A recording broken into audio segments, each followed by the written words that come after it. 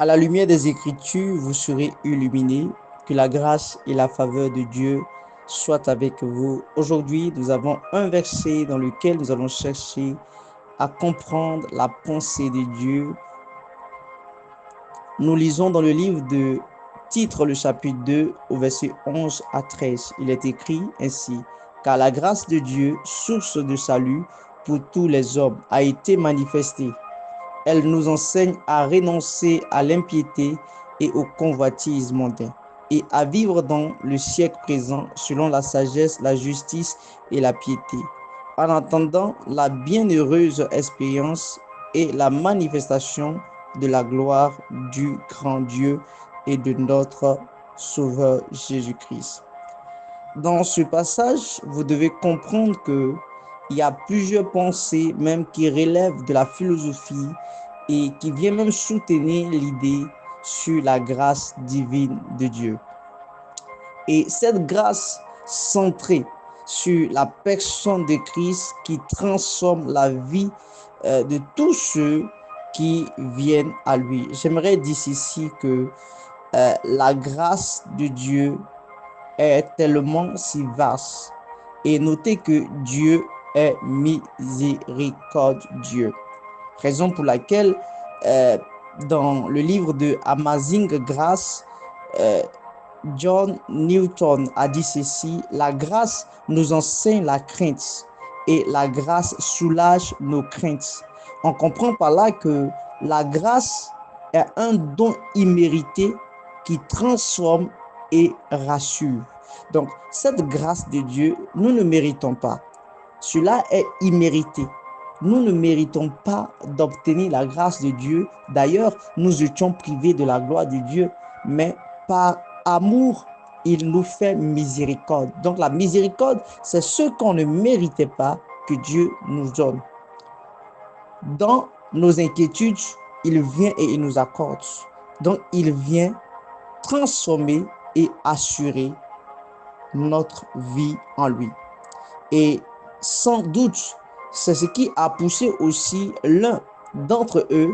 Un homme a dit ceci, Charles Spurgeon a dit ceci: la grâce ne brille jamais autant que dans l'obscurité de notre indignité. Dieu manifeste sa grâce, même à ceux qui en sont les plus indignes. Donc, quel que soit ce que tu es, quelle que soit la vie que tu mènes, comprends ceci: Jésus t'aime malgré tout. Dieu a manifesté sa grâce pour toi. Dieu a manifesté sa grâce pour toi. Il connaît tes manquements, il connaît ton état de vie, il connaît ce que tu es. C'est pourquoi il a donné son Fils Jésus-Christ, afin que vous et moi, nous ayons la vie éternelle. Donc, Dieu manifeste sa grâce même à ceux qui en sont les plus indignes. Malgré ton péché, malgré ce que tu vis, malgré que l'on pourrait penser que Dieu ne t'aime pas, comprends que Dieu a manifesté cette grâce-là pour toi. Raison pour laquelle Augustin d'Hippone, qu'on appelle communément Saint Augustin, a dit ceci: ce n'est pas nous qui avons trouvé le Christ, c'est lui qui nous a trouvés. Alors, bien-aimé, comprends que ce n'est pas par tes efforts que tu as obtenu le salut. Ce n'est pas par vos efforts que vous pouvez obtenir le salut, mais Dieu vient à votre recherche. Jésus-Christ vient à votre recherche, raison pour laquelle il est écrit: car Dieu a tant aimé le monde qu'il a donné son Fils unique. Donc, ce n'est ni l'homme qui a donné, ce n'est ni par la volonté de l'homme que Christ est venu, mais c'est par la volonté parfaite de Dieu, afin que l'homme ait la vie éternelle. Et tous ceux qui croiront en lui auront la vie éternelle. Tous ceux qui croiront en lui et qui vont l'accepter comme Seigneur et Sauveur obtiendront la vie éternelle à lui. C'est pourquoi la grâce de l'Éternel nous a été donnée. Alors, le salut ne vient pas de nos efforts, mais de l'initiative divine de Dieu en Jésus-Christ. Deuxième des choses, au verset 2 du titre, au verset 12, il est écrit ceci: elle nous enseigne à renoncer à l'impiété et au convoitise mondain et à vivre dans le siècle présent selon la sagesse de la justice et de la piété. Alors, on comprend par là quelque chose qui vient éclairer notre entendement sur la transformation par la grâce. Dietrich Bonhoeffer a dit ceci: le prix de la grâce qui ne coûte rien, ne vaut rien. Elle ne change pas la vie, elle ne régénère pas l'âme. Donc, on comprend que la grâce qui ne coûte rien ne vaut rien. Raison pour laquelle Dieu ne peut nous donner une grâce comme ça. Mais il faille qu'il y ait une grâce qui a coûté, qui a été au prix de quelque chose. Raison pour laquelle il a donné son Fils Jésus-Christ pour le sacrifice de l'humanité. Et pour que vous aussi, vous et moi, nous soyons sauvés, comprenons que il faille que tu prennes une décision. Il faille que tu renonces au plaisir de ce monde. Il faille que tu renonces au plaisir de ce monde et que tu te donnes réellement à Dieu. Raison pour laquelle Dieu te demande d'abandonner tout ceci, d'abandonner tout ce qui est passion de ce monde, la convoitise, afin que tu obtiennes le salut en sa grâce. Donc, elle ne change pas la vie, elle ne régénère pas l'âme. Donc, si tu veux être régénéré, tu veux que ton âme puisse changer, il faille que tu renonces à tout ce qui est péché et iniquité. On comprend par là que la vraie grâce transforme notre façon de vivre et nous éloigne du péché. Lévis a dit ceci: Dieu nous aime tels que nous sommes, mais il refuse de nous laisser tels que nous sommes. Waouh! Je reprends encore. Dieu nous aime tels que nous sommes, mais il refuse de nous laisser tels que nous sommes. C'est pourquoi dans l'une des textes bibliques, il est écrit ceci: soyez renouvelés de votre entendement, de ce siècle présent. Et il dit, revêtez-vous de l'homme nouveau, parce que l'ancienne vie, qui est notre vieille nature, doit être ôtée. Raison pour laquelle Dieu ne veut pas nous laisser tels que nous sommes, mais il veut nous transformer, il veut nous changer, il veut transformer notre identité. Donc on comprend ainsi par là que la grâce ne nous laisse pas dans notre état initial, elle nous façonne. Dieu veut te façonner. Jésus-Christ veut te transformer. Jésus-Christ veut changer ta vie. Et il te demande simplement de t'approcher de lui. Comme le dit dans le livre de Jacques 4 au chapitre 8 et Jacques 4 au verset 8, celui qui s'approche de Dieu, Dieu s'approchera de lui. Il faille que tu t'approches de Dieu et Dieu va transformer ta vie.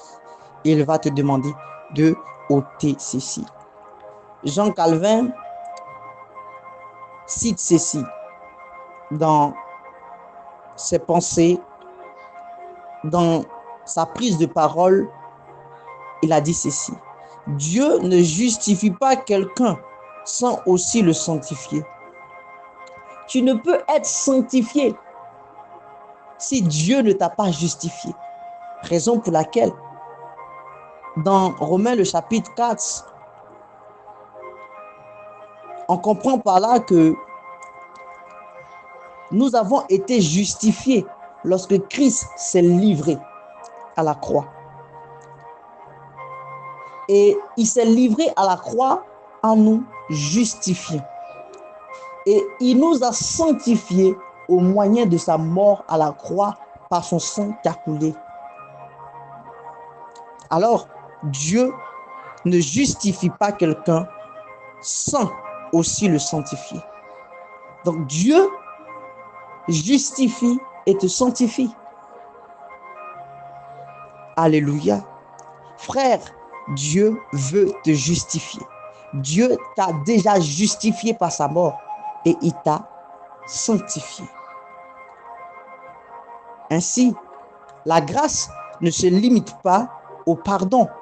Elle enseigne aussi à vivre dans la sainteté.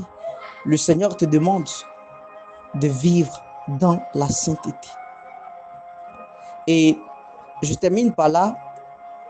Dans le titre, le chapitre 2 au verset 13, il est écrit ceci. En attendant la bienheureuse expérience et la manifestation de la gloire du grand Dieu et de notre Sauveur Jésus-Christ. On comprend dans ce cas ce que Blaise Pascal souligne. Il n'y a de bonheur qu'en l'expérience. Qu'en l'espérance. Tu ne peux trouver le bonheur si vous n'espérez pas. Il faille que votre expérience se cache à un homme, parce que dans cet homme, vous trouverez le bonheur. Ainsi, l'attente de la manifestation du Christ donne un sens à la vie présente. Si vous espérez donc en Christ, alors Christ va donner un sens à votre vie actuelle. Christ va donner un sens à ta vie. Et j'aimerais dire à quelqu'un qui m'entend et qui m'écoute, le Seigneur maintenant t'accorde, il te donne, il commence à façonner ta vie. Ta vie qui était dans la boue du péché, il commence à donner un sens. Je vois ta vie être transformée, être changée, parce que Christ te touche et te transforme. C'est dans cette logique que plusieurs penseurs ont soulevé et ont écrit, sans oublier Thomas à Campis. Thomas à Campis. Il le dit dans l'imitation de Jésus-Christ. Notre cœur n'aura jamais de repos tant qu'il ne reposera en Dieu. On comprend par cette pensée que l'expérience chrétienne est l'attente de la pleine communion avec Dieu. François Fénelon a dit ceci: les choses visibles passent, les invisibles seuls sont éternels. Alors on comprend cette pensée que nous sommes appelés à fixer nos regards sur la gloire à venir et non sur ce monde passager, sur ce monde qui va donc passer. Alors, le Seigneur t'invite à avoir le regard fixé sur lui. C'est pourquoi dans Colossiens, il est écrit que nous devons avoir le regard fixé sur les choses d'en haut et non sur les choses terrestres. Alors, attends-toi à la gloire de Dieu, car Christ apparaîtra dans les airs. Il viendra nous chercher. Seriez-vous prêts ou prêtes à l'accueillir et entrer dans sa gloire? Alors si oui, que Dieu bénisse et que la grâce de Dieu soit avec vous. À bientôt.